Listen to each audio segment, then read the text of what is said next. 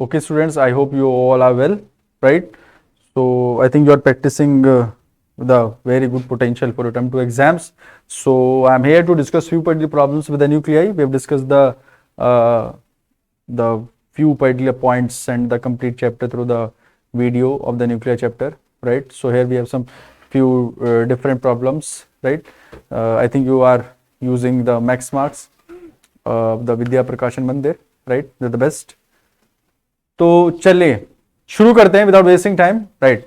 Assertion reasoning based problem है बेटा। Question को पढ़ते ही आंसर क्या करना है। सबसे पहले मेरा तरीका क्या है, I will always use to go through. मैं हमेशा क्या करता हूं, मैं भाई क्या करता हूं, मैं एसर्शन के थ्रू नहीं रीजन के थ्रू चलता हूं। मैं एसर्शन के थ्रू नहीं रीजन के थ्रू चलता हूं। फिजिक्स, ये मेरा लॉजिक है, मैं आपको लॉजिक समझाने की कोशिश करता हूं, समझिएगा क्या कह रहा है ये। In this proper given question, the fusion of the hydrogen nuclei into the helium nuclei is the source of energy of all stars. बहुत बढ़िया, इसने बिल्कुल सही लाइन कही है। ये हम डिस्कस कर चुके थे, राइट। ये हमने न्यूक्लियर में डिस्कस किया था। ये पढ़ते ही मुझे याद आ गया कि बिल्कुल इसने जो कहा सही कहा। एसर्शन मेरा सही है। अब मैं रीजन को पढ़ूंगा जो कि मैं ज्यादातर करता हूं। In fusion heavy nuclei, fusion में क्या होता है, जो हैवियर न्यूक्लियाई होते हैं split to form lighter nuclei. Fusion में जो जुड़ते हैं सर, छोटे वाले न्यूक्लियाई जुड़ते हैं और एक बड़ा बना देते हैं। हाइड्रोजन के आइसोबार्स जुड़ते चले जाते हैं। सन के अंदर जो रिएक्शंस होती हैं वो भी यही होती हैं, राइट। तो बच्चे ये तो इसने गलत कह दिया, करना ही नहीं है कुछ। टिक द सी के ऊपर टिक कर दीजिए। सर आपकी लाइन तो हमें पसंद ही नहीं आई, आपने तो सीधे सीधे बोल दिया कि भैया इस फ्यूजन हो रहा है, फ्यूजन होता तो मैं परेशान होता, फ्यूजन हो रहा है to form the lighter one. Lighter थोड़ा ना बनाएगा, अरे सर हैवियर बनाएगा। हल्के हल्के वाले जो न्यूक्लियाइस हैं वो जुड़कर बड़े वाला बना रहे हैं, तो that's why that would be the heavier one, right. So without wasting time let's go through now the next. Check करते हैं, देखिएगा नेक्स्ट है मेरे पास क्या बोलता है। ये बोलता है राइट द आइसोबार। अरे सर ये कोई क्वेश्चन है क्या। मैं जैसे हाइड्रोजन के जानता हूं 1H1, right, 1H1 1H2 1H3, ये क्या है, सबका एटॉमिक नंबर सेम है, मासेस अलग हैं, सारे के सारे आइसोटोप्स हैं। सर जी इसका बार बता दीजिए, एक ही वैल्यू सेम हो। अरे नियॉन लगा दीजिए। केमिस्ट्री का क्वेश्चन है, पूछ लिया फिजिक्स में, नॉट रिक्वायर्ड, बट आंसर तो देना पड़ेगा। आइसोबार उसने कह दिया, उसने ये कहा कि भाई सोडियम है, उसका हमें एक आइसोबार बता दीजिए। इसके अलावा मेरे पास कोई दूसरा इसका कोई पॉइंट नहीं है, राइट गाइस। चलिए आगे बढ़ते हैं। Next one, two nuclei have mass number in the ratio of 1:2। बहुत बढ़िया, अच्छा क्वेश्चन है। रिलेशन की रिक्वायरमेंट है, समझने की कोशिश कीजिएगा बेटा। क्या बोलता है, two nuclei have the mass number 1:2। तो दो न्यूक्लियाई है मेरे पास। चलिए एक एटम ये रहा, एक एटम ये रहा, ये इसका न्यूक्लियाई है, ये इसका न्यूक्लियाई है। Okay sir, right.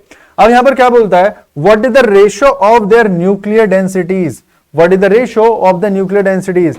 इसकी डेंसिटी मैंने 1 लेट कर लिया, इसकी डेंसिटी मैंने 2 लेट कर लिया। क्या बोलता है कि इनके जो मास नंबर में रेशियो है, जो इनके मास नंबर में रेशियो है वो 1:2 है। यानी पहले वाले का मास नंबर कोई भी मान लेता हूं, ये x है, ये y है, राइट। तो इसका जो नंबर है वो Z1 A1, Z2 A2, right, कोई दिक्कत नहीं। तो they have said that two nuclei having the mass number 1:2। तो क्या कहा उन्होंने, sir A1:A2 is equal to 1/2, right. Number की उन्होंने कोई चिंता नहीं करी, तो सीधे उन्होंने मास नंबर कहा, एटॉमिक नंबर नहीं कहा। क्या बोलता है, उनकी डेंसिटी, इसका रिलेशन बताइए। अरे sir ji density is equal to mass upon volume है। बहुत बढ़िया। अब वॉल्यूम जो होता है मेरा 4/3 πr³ होता है, πr³ होता है। और मुझे अच्छी तरीके से याद है r का जो रिलेशन होता है वो r0 a की पावर, राइट। अगर मैं इसका रिलेशन लिखता हूं तो R must be equal to R naught A की पावर 1/3। ये मुझे याद है, मैं इस रिलेशन को अच्छी तरीके से कैलकुलेट कर चुका हूं न्यूक्लियाई के दौरान। तो यहां पर क्या हुआ सर, यहां पर कहीं पर भी क्या पॉइंट देख रहे हैं कि डेंसिटी में मास नंबर आया हुआ है, कहीं भी मास नंबर दिखता है? नो। सीधी सी बात है, आंखें बंद करके आंसर लिख सकते हैं 1:1। क्यों सर, कुछ सॉल्व ही नहीं हुआ? अरे बेटा, डेंसिटी के केस में मास नंबर आता ही नहीं है, और जो नहीं आता वो सीधी तरीके से चला जाता है, तो रेशो होगा 1:1। नेक्स्ट में बोलता है why do stable nuclei have the more protons. देखो ये फिर से केमिस्ट्री का क्वेश्चन आ गया। क्या कहा उसने? चलो एक एटम बना लेते हैं। एक एटम बनाया, इसके अंदर मैंने ये न्यूक्लियस बना दिया, एक न्यूक्लियाई बना दिया। ठीक है सर, एक न्यूक्लियाई बना दीजिए। इसमें कुछ प्रोटॉन भर देता हूं क्योंकि इन्हीं की वैल्यू है, कुछ न्यूट्रॉन भर देता हूं, ये भारी है, तो न्यूक्लियॉन्स मैंने न्यूक्लियस के अंदर डाल दिए। ठीक है सर। क्या कहता है? Why do stable nuclei. अब मुझे इसको स्टेबल करना है। इसको स्टेबल किसने किया था? आइंस्टाइन की इक्वेशन ने, equal to sir mc square के थ्रू ने स्टेबल किया था, मास डिफेक्ट उन्होंने शो किया था, बट यहां पर उसका डिस्कशन नहीं हो रहा है। क्या कह रहा है? मुझे ये न्यूक्लियाई स्टेबल करना है, मोर स्टेबल कहा ना उसने, हाँ मोर स्टेबिलिटी, मोर स्टेबिलिटी मुझे चाहिए, तो उसके लिए क्या बोला है? क्या मोर प्रोटॉन होने चाहिए देन न्यूट्रॉन। इसको कह रहा है ऐसा क्यों होता है, क्यों होता है, समझिएगा। सर जी, क्या प्रोटॉन प्रोटॉन आपस में, अंदर की बात हो रही है, न्यूक्लियस के बाहर की बात नहीं कर रहे हैं। प्रोटॉन और प्रोटॉन के बीच में सर क्या रिपल्शन नहीं होगा? 100% होगा। गुड। क्या प्रोटॉन और न्यूट्रॉन में कोई रिपल्शन होगा? No sir.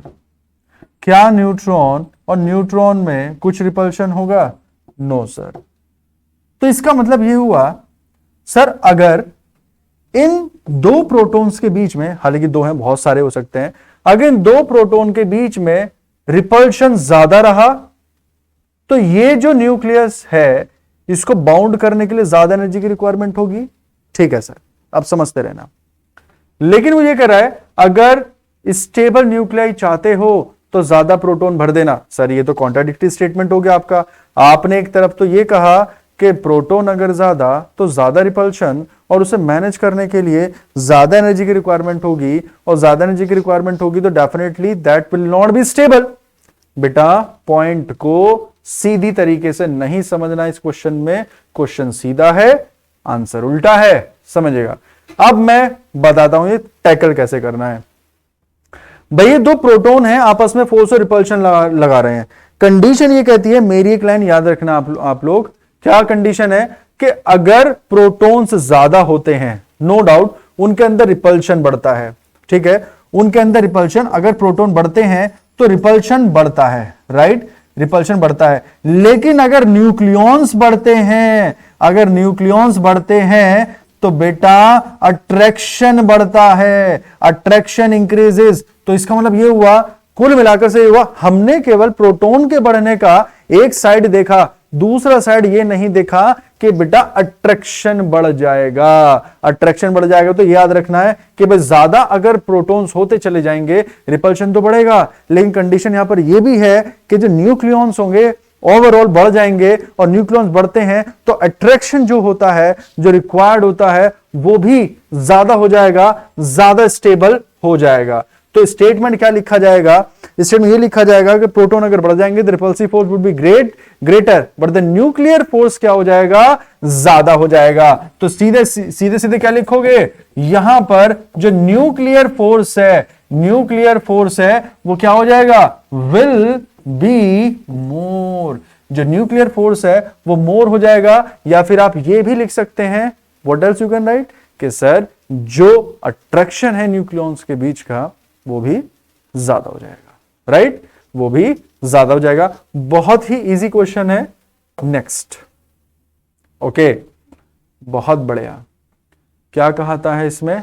या अच्छा क्वेश्चन है, the height of potential barrier. ये हाइट से परेशान ना हो, ये पोटेंशियल ही पूछ रहा है। पोटेंशियल यानी बचाए वोल्टेज पूछ रहा है। ऐसे क्वेश्चन पे ध्यान दें, लगता है केमिस्ट्री है बट लग रहा है फिजिक्स। थोड़ा सा टर्म 1 के पोटेंशियल वाले चैप्टर को याद कीजिए। क्यों याद करना है? क्योंकि यहां पर जरूरत है। पोटेंशियल का जो फॉर्मूला होता है बेटा 1/4 pi epsilon Q1 Q2 upon R होता है। Q1 Q2 अपॉन R होता है। ओके सर, बिल्कुल सही कहा आपने, ये तो मुझे याद है। क्या याद है? यहां पर मेरे पास एक चार्ज है और ये कैसा चार्ज है बेटा? ये फिक्स्ड चार्ज है। This is fixed charge, right? Immobile, can't move. यहां पर एक टेस्ट चार्ज है। जिन लोगों को पोटेंशियल के बारे में थोड़ी सी जानकारी नहीं है वो 2 मिनट इसको देखकर अपना पॉइंट रिकॉल कर सकते हैं। अगर मैं इस टेस्ट चार्ज को, ये मेरे पास एक टेस्ट चार्ज है जी, टेस्ट चार्ज, ये मेरे पास एक चार्ज है, ये अपना चारों तरफ क्या बनाएगा? फील्ड बनाएगा। ये चारों तरफ में फील्ड बनाएगा, ठीक है सर। इस चार्ज का अपना एक फील्ड है। ये दूसरे वाले चार्ज भैया हैं, ये क्या करते हैं? अगर ये चार्ज इधर आएगा तो डेफिनेटली ये जो चार्ज है ये बेवकूफ थोड़ी ना है, ये चार्ज ने अपना इलेक्ट्रिक फील्ड बनाया हुआ है। इस चार्ज ने अपना इलेक्ट्रिक फील्ड बनाया हुआ है, अपना एक ऑरा क्रिएट किया हुआ है जिसे हम इलेक्ट्रिक फील्ड कहते हैं। जैसे मैग्नेट का होता है, जैसे मैग्नेट्स का होता है, एक north pole south pole, north से निकलती है मैग्नेटिक लाइन ऑफ फोर्सेस और साउथ में जाते हैं, उसी तरीके से ये इनका फील्ड का रीजन है। उसी तरीके से सिमिलरली यहां पर इनका एक फील्ड का रीजन है। अगर ये चार्ज यहां पर आता है तो ये चार्ज इसको रिपेल कर देगा कि जाओ, you can't come over here because ये मेरा एरिया है, यहां पर मेरी रिपल्सिव फोर्स है, आप यहां पर नहीं आ सकते। So simple. तो ये कहा गया था V is equal to W upon Q। पूरी फिजिक्स में केवल ये एक ऐसा फॉर्मूला है जो एनर्जी को पोटेंशियल से जोड़ता है। पूरी फिजिक्स में केवल ये एक ऐसा फॉर्मूला है जो एनर्जी को पोटेंशियल से जोड़ता है और कोई भी नहीं है। तो मैं अगर इस चार्ज को इसके पास लेकर आता हूं और इसको होल्ड करने के लिए जो भी वर्क करूंगा वो कुछ नहीं, वही पोटेंशियल होगा, वही पोटेंशियल होगा। अब बात करते हैं तो पोटेंशियल आपको रिकॉल हो गया। दो चार्ज हैं तो दोनों के बीच का सेपरेशन अगर मैं R सेपरेशन पर लाके रोक देता हूं तो वही पोटेंशियल होगा और वही एनर्जी की रिक्वायरमेंट होगी। चलो अब देख लेते हैं, इसे क्लियर करो और अब इसका आंसर देखते हैं। तो ये तो पोटेंशियल अब आपको याद आ गया, पोटेंशियल याद आ गया। चलो अब मुझे फाइंड आउट करना है, हेड ऑन कोलिजन बात हो रही है जी, हेड ऑन कोलिजन। चलिए दो ड्यूट्रॉन है, चलो ठीक है, ड्यूट्रॉन मुझे लिखना आता है, आई नो दो ड्यूट्रॉन है, ठीक है। जब दो ड्यूट्रॉन है तो और आपको यह भी पता होना चाहिए कि सर जो न्यूक्लियस है, जो उसका पर्टिकुलर रेडियस है वो कितना होता है? फर्मी की रेंज का होता है, it is of Fermi range. तो फर्मी कितना होता है? 10⁻⁻15 मीटर, कोई दिक्कत नहीं है। अब उन्होंने ये कहा कि भाई मेरे पास दो पर्टिकुलर ड्यूट्रॉन्स हैं, 1h2 right. Nucleus head on collision होता है, रेडियस पता है। अरे सर जब ये दोनों आपस में टकराएंगे तो दोनों के बीच का सेपरेशन कितना होगा? क्योंकि अभी तो जैसे मैंने एक स्टेबल चार्ज लिया Q और एक टेस्ट चार्ज लिया मैंने Q0, तो दोनों के बीच का सेपरेशन R लिया था, तो यहां पे क्यों नहीं लेंगे हम, राइट। तो यहां पर कितने इलेक्ट्रॉन होंगे? एक। कितने प्रोटॉन होंगे? एक इलेक्ट्रॉन, एक प्रोटॉन और एक न्यूट्रॉन होगा। कुल मिलाकर न्यूक्लियस पे चार्ज कितना होगा? एक इलेक्ट्रॉन के बराबर, सॉरी एक प्रोटॉन के बराबर होगा, एक प्रोटॉन के बराबर चार्ज होगा, राइट। एक प्रोटॉन के बराबर चार्ज होगा, जो कि मैं यहां पर मेंशन कर सकता हूं। अब मैं चार्ज को बाकी को ग्रीन से मेंशन करता हूं कि एक होगा जी पॉजिटिव चार्ज, और इसके पास भी एक होगा। सेपरेशन कितना होगा? अरे सर दो फर्मी इसका हो गया, दो फर्मी इसका हो गया, दोनों आपस में टकरा रहे हैं, दोनों का सेपरेशन क्या 4 फर्मी नहीं हो गया? फर्मी का मतलब 10⁻⁻15। फर्मी को ये ना समझें कि ये नई कौन सी टर्म आ गई बच्चे, ये फर्मी होता है जस्ट लाइक एक्सापेटा टेरा गीगा मिली सेंटी माइक्रो। उसी की तरह एक ये भी भैया हैं जो न्यूक्लियाई में यूज होते हैं और ये 10⁻⁻15 की रेंज के होते हैं, राइट बेटा।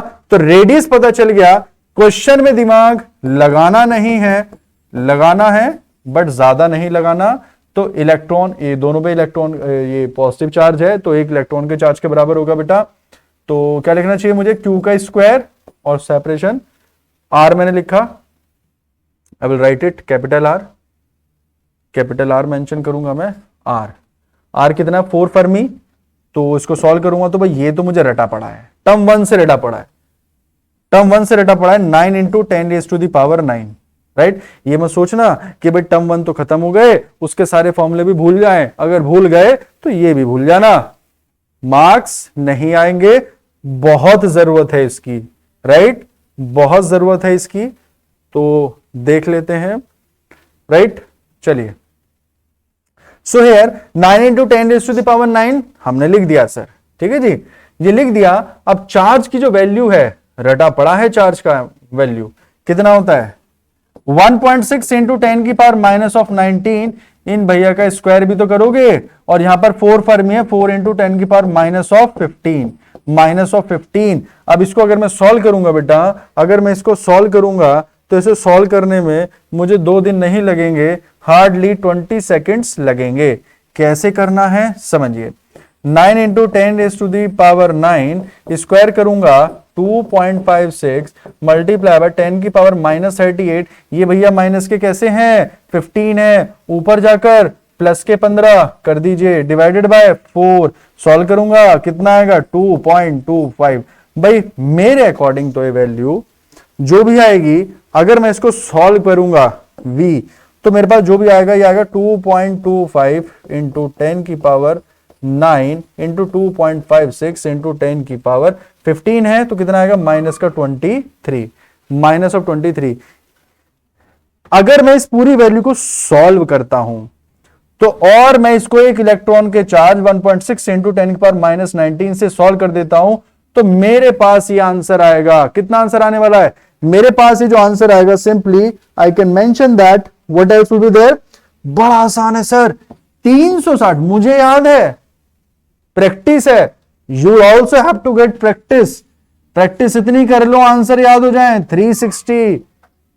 360 kilo electron volt will be the answer. 360 kilo electron volt will be the answer. तो आप इसको डायरेक्टली यहां पर आंसर इसके लिख सकते थे, तो यहां पर मैंने जो वैल्यू कैलकुलेट किया, ये भी मेरे पास आंसर आ गया, राइट गाइस। तो बहुत ही इजी है, 360 किलो इलेक्ट्रॉन वोल्ट। अगर आप इसको किलो को नहीं लिखना चाहते, कुछ बच्चों किलो में दिक्कत होती है, वो देख ले, 360 मल्टीप्लाई बाय 10⁻³ इलेक्ट्रॉन वोल्ट यहां पे इसलिए लिखा है, एक इलेक्ट्रॉन के चार्ज से मैंने डिवाइड करा है। नहीं करूंगा तो आंसर मेरा डिफरेंट आएगा। Even you can find out in the volt, only in volt also, right. तो easy problem it was. Next, long क्या कहता है, बाइंडिंग एनर्जी बता दीजिए न्यूक्लियॉन की जी। जरूरत क्या है सॉल्व करने की सर, क्या जरूरत है सॉल्व करने की। बाइंडिंग एनर्जी कर्व हमने सिखाया था, क्या कहा जाता है, आइंस्टीन सर ने बताया है ये आइंस्टाइन के थ्रू एनर्जी कैलकुलेट करने का एक सिंपल और एक ही फॉर्मूला है। अगर इसको मैं क्या कर देता हूं, मास नंबर से डिवाइड कर देता हूं, तो पर न्यूक्लियॉन एनर्जी आ जाती है, पर न्यूक्लियॉन एनर्जी आ जाती है। तो ऊपर वाले को हम डिस्कस नहीं करेंगे, you know that how to calculate the per nucleon. तो जो ट्राइट्रियम होगा, लेकिन मैं बता देता हूं करना कैसे है, समझ लीजिए, राइट। क्योंकि ये पूरा जो दूसरे वाला पार्ट है बिल्कुल इसी का ही कॉपी है। क्या करना है, अरे सर 1H3 लिखा है, यहां पे करता हूं, 1H3 लिखा है, कितने पर्टिकुलर एटॉमिक मास कितना है, या मास नंबर कितना है बेटा 3, ठीक है। कितने प्रोटॉन है 1, न्यूट्रॉन कितने हैं 2, 3 - 1 2, इलेक्ट्रॉन कितने हैं बच्चा 1, कोई दिक्कत नहीं है। और क्या चाहिए, मास डिफेक्ट की चिंता है मुझे। मास डिफेक्ट की चिंता कैसे करूंगा सर जी, जो इसका एक्चुअल मास होगा, हैं जी, जो इसका मेरे पास जो ट्राइट्रियम होगा, इसका जो एक्चुअल मास होगा, पहले मास डिफेक्ट निकालना पड़ेगा ना। पहले जब मास डिफेक्ट की वैल्यू निकालूंगा, यानी डेलम जब निकालूंगा, तो क्या करना है मुझे, जो एक्चुअल उसका मास है, राइट, थ्योरेटिकल मास या फिर एक्चुअल मास, थ्योरेटिक या फिर एक्चुअल जो मास होगा, जो कि मैं खुद निकालूंगा अपने हाथों से कैलकुलेट करके, माइनस कर दूंगा जो प्रैक्टिकल मास होगा, जो बुक वाले देंगे आपको लिखकर, दोनों को माइनस करेंगे तो कुछ वैल्यू आएगी, सी आपको याद है, मल्टीप्लाई करके आप उसकी एनर्जी निकाल सकते हैं, राइट। तो ये टर्म आपके सामने सॉल्व हो गया। डिवाइड किससे करोगे, कितना मास नंबर है 3, डिवाइड कर दोगे, ट्राइट्रियम का आपके पास बाइंडिंग एनर्जी आ जाएगा, ट्राइट्रियम का बाइंडिंग एनर्जी आ जाएगा। और मैं आपको बता दूं, ये मैंने आपको बताया था, इसकी जो एनर्जी होगी अंडर 8 लाई करेगी, सबसे ज्यादा 8.5 होती है binding energy per nucleon, most important per nucleon समझा जाता है, और वो होती है मेरे पास आयरन की 8.5 मेगा, राइट गाइस। तो यहां पर ट्राइट्रियम that's quite easy, you can solve it like that. तो आप इसको वीडियो लेक्चर में भी देख सकते हैं, मैंने वहां पर आपको बताया हुआ है, राइट। चलिए अब दूसरे क्वेश्चन की बारी है, दिस वन, ठीक। चलिए ये क्या कहते हैं, ये हम इसलिए इसको सॉल्व करेंगे पूरी तरीके से क्योंकि इन भैया ने हमें वैल्यू दे दी है, ऊपर वाले वैल्यू नहीं है, तो हमने उसको सॉल्व करके बता दिया कैसे वो होना है। अब देख लीजिएगा, find out the binding energy per nucleon of the alpha particle. बहुत बढ़िया, अल्फा पार्टिकल के लिए सॉल्व करता हूं। अल्फा पार्टिकल कुछ और थोड़ा ना, ये कोई नया साइंस थोड़ी ना, 2He4 लिखो ना। मास नंबर कितना हो गया सर, मास नंबर हो गए 4, इलेक्ट्रॉन कितने हो गए सर 2 इलेक्ट्रॉन, प्रोटॉन कितने हो गए सर, हाउ मच, अरे जितने इलेक्ट्रॉन उतने ही प्रोटॉन सर, 2 मेरे पास कितने हो गए, प्रोटॉन्स हो गए। न्यूट्रॉन कितने हो गए, मास नंबर में से इसका एटॉमिक नंबर घटा दीजिए, कितने हो गए 2 न्यूट्रॉन। चलिए ये चीज तो मुझे बहुत पहले से पता थी, कोई नया नहीं सीखा। अब यहां पर आंसर निकालता हूं, राइट। क्या कह रहा है यहां पर, find out the binding energy per nucleon of the alpha particle this and that, हमें जो यहां पर सॉल्व करनी है। तो समझिएगा ये बहुत इंपॉर्टेंट वैल्यू दे रखी है जी आपको। सबसे पहले मास डिफेक्ट की जरूरत पड़ेगी, पहले वाले में भी मास डिफेक्ट निकाला, तो मास डिफेक्ट में ये एक्चुअल मान दे रखा है, क्या कह रहा है, proton and neutron are respectively इतना एंड इतना, और जो एक्चुअल मास दे रखा है वो मुझे इतना दे रखा है 4.00150 AMU, atomic mass unit, right guys. अब माइनस, राइट, अब मैं इसमें से अगर जो पर्टिकुलर वैल्यू मैं कैलकुलेट करूंगा और मैं इसको सॉल्व करने की कोशिश करता हूं, राइट, तो मैं इसको एक बार पूरी तरीके से दोबारा करता हूं, समझिएगा, राइट। अब देखिए मुझे करना क्या है, या बाइंडिंग एनर्जी निकालना है of nucleon alpha particle, mega electron volt में निकालना, टर्म एंड कंडीशन मेगा का ध्यान रखना है। तो क्या कर दूंगा लास्ट में 931 मेगा इलेक्ट्रॉन वोल्ट से मल्टीप्लाई करूंगा। It is given that the mass of the alpha particle, mass of alpha particle इतना है, mass of alpha particle is this, right, and proton and the neutron are this and that, right. तो मैं solve करता हूं, तो mass defect right side में कर देता हूं बेटा, मास डिफेक्ट तो 4.00150, राइट, 4.00150 माइनस, अब देखिए इसमें कितना है, ये प्रोटॉन का है, ये न्यूट्रॉन का है, प्रोटॉन ये न्यूट्रॉन, न्यूट्रॉन थोड़ा सा भारी है, आपको दिख रहा हो कितना भारी है 0.00, how much it should be 8 और 7.10 और लगा ली थी, और लगा सकते हैं, ये 728 है और 867 है, कुल मिलाकर 100 का भी वेरिएशन नहीं है। तो कितना है 0.00, देखो 1010 0 तो आ गए, केवल 2 डिजिट का, यानी पॉइंट के बाद, यानी लगभग 10,000 गुने का भी वेरिएशन यहां पर मिलेगा। तो इस वजह से मैंने आपसे कहा था न्यूक्लियर वाले चैप्टर में कि भैया अगर कहीं पर प्रोटॉन का मास हो, न्यूट्रॉन का मास ना हो, तो ऑन एन एवरेज दोनों की वैल्यू का आप सेम मान सकते हैं। लेकिन मैं यहां सेम नहीं मानूंगा क्योंकि मुझे पूरा न्यूमेरिकल सॉल्व करना है, मेरा आंसर गलत हो जाएगा, राइट। माइनस, अभी मैंने कितने अल्फा पार्टिकल में कितने प्रोटॉन कितने इलेक्ट्रॉन बताए थे, बहुत आसान है सर, 2 × किसका मास है, प्रोटॉन का, प्रोटॉन कितने हैं सर मेरे पास 2, ये रे प्रोटॉन है 2, मास कितना है प्रोटॉन का, you can just check it over there, 1.00728 plus कितना आएगा प्लस, और कौन सा है न्यूट्रॉन, न्यूट्रॉन भी कितने हैं, बहुत बढ़िया, ये भी 2 हैं सर, कितना है 1.867, ये आ गया। दोनों को अगर माइनस करो 4.00150 माइनस, अगर मैं पूरी वैल्यू सॉल्व कर लेता हूं, राइट, अगर मैं इसको सॉल्व करने के बाद इसको मल्टीप्लाई करने के बाद, तो 2 मेरा यहां पर कॉमन आ रहा है, 2 मेरा यहां पर कॉमन आ रहा है, आप लोग देख सकते हैं यहां पे भी 2 यहां पे भी 2, तो 1.00 हाउ मच 728 प्लस 1.00867, तो इन दोनों वैल्यूज को आप ऐड करोगे, इन दोनों वैल्यूज को आप लोग ऐड करोगे, और ऐड करने के बाद जो पर्टिकुलर वैल्यू आपके पास यहां पर आएगी, तो यहां पर ऑन एन एवरेज तुम्हें वैल्यू मिलेगी, मैं डायरेक्ट लिख रहा हूं, right, because I remember that 0.0304 1 2 3 4 5, इतना वेरिएशन आएगा, जो मास डिफेक्ट में वेरिएशन आएगा वो इतना आएगा। और मैं आपको बता दूं ये पर्टिकुलर जो आएगा मास डिफेक्ट में कमी आएगी। माइनस क्यों आ रहा है? क्योंकि मास में कमी हुई है, मास में कमी हुई है। और कमी क्यों है आप लोगों को पता है, क्योंकि जो न्यूक्लियस का जो मास होता है वो थोड़ा सा कन्वर्ट होकर क्या करता है, उस न्यूक्लियस को फॉर्म करता है, न्यूक्लियर फोर्स जनरेट करता है। तो यहां पर जो मेरे पास वैल्यू आई, राइट, जो मेरे पास यहां पर वैल्यू आई, तो मैं यहां पर इसको मार्क करूंगा और अब मैं देखूंगा कि डेल एम तो आ गया। एनर्जी जो निकालनी है डेल एम इंटू सी स्क्वायर, अगर मैं मार्क करूंगा तो इसकी मल्टीप्लाई किससे कर सकता हूं मैं? सी स्क्वायर से। ओके सर, ये देखिए सी स्क्वायर से मल्टीप्लाई करूंगा और एक बार सी स्क्वायर से मल्टीप्लाई करूंगा और एक इलेक्ट्रॉन के चार्ज से डिवाइड भी करूंगा, एक इलेक्ट्रॉन के चार्ज से डिवाइड भी करूंगा। क्यों? इलेक्ट्रॉन वोल्ट में मुझसे बोला गया है आंसर, इलेक्ट्रॉन वोल्ट में, तो एक इलेक्ट्रॉन से डिवाइड भी करना पड़ेगा, प्लस 10 की पावर 6 से भी डिवाइड करना पड़ेगा। क्यों? मेगा भी बोला हुआ है। तो मैंने आपको ये बताया था कि इतना सारा काम नहीं करना, इतना सारा काम नहीं करना भाई, इतना सारा काम करेंगे तो गड़बड़ हो जाएगी, फिजिक्स का पेपर कैसे होगा। मुझे तो बाइंडिंग एनर्जी निकालनी है, बाइंडिंग एनर्जी निकालनी है। तो बाइंडिंग एनर्जी निकालने के लिए जो मेरे पास वैल्यू आई है, जो डेल एम आया है, उसकी मल्टीप्लाई किससे कर दो? 931 मेगा इलेक्ट्रॉन वोल्ट। ये कोई शॉर्टकट नहीं है, एक्चुअली सी का स्क्वायर करना, एक इलेक्ट्रॉन के चार्ज से डिवाइड करना और 10 की पावर 6 से डिवाइड करके मेगा में कन्वर्ट करना, ये पूरा एक कंप्लीट पैकेज है जी। This is the complete package कि जो भी मास डिफेक्ट आपके पास आता है उसका 931 mega electron volt, 931 mega electron volt से क्या कर दीजिए? मल्टीप्लाई। तो अगर मैं 931 मेगा इलेक्ट्रॉन वोल्ट से अगर इसको मैं मल्टीप्लाई कर दूंगा, 931 मेगा इलेक्ट्रॉन वोल्ट से अगर मैं इसको मल्टीप्लाई कर दूंगा, so what the answer I will get? Mass उधर लिखा है, फिर से मुझे याद है 28 पॉइंट, आप देख सकते हैं ऑन आई थिंक 3 के आसपास आएगा, लगभग इतना आएगा, 28.3 मेगा इलेक्ट्रॉन वोल्ट के आसपास आएगा। लेकिन उन्होंने यहां पर साफ साफ कहा है पर न्यूक्लियन, राइट।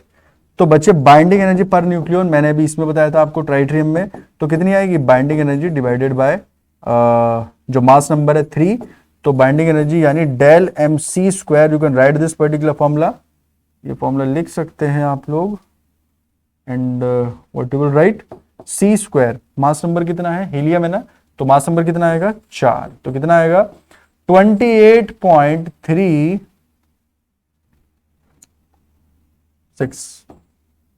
इसको चेक कर सकते हैं आप लोग, वैसे इतने 28 फिक्स है भाई, 28 फिक्स है, बाद की 1-2 डिजिट हो सकता है वेरिएट हो, डिवाइड बाय 4, तो लगभग 7.07 के आसपास आएगा, 7.07 के आसपास आएगा। ये नाउ आई गॉट इट, ये आएगा 28.30 के आसपास, तो ये आएगा नाउ करेक्ट 28.30, और इसको डिवाइड करूंगा तो mega electron volt, because I remembered answers, right.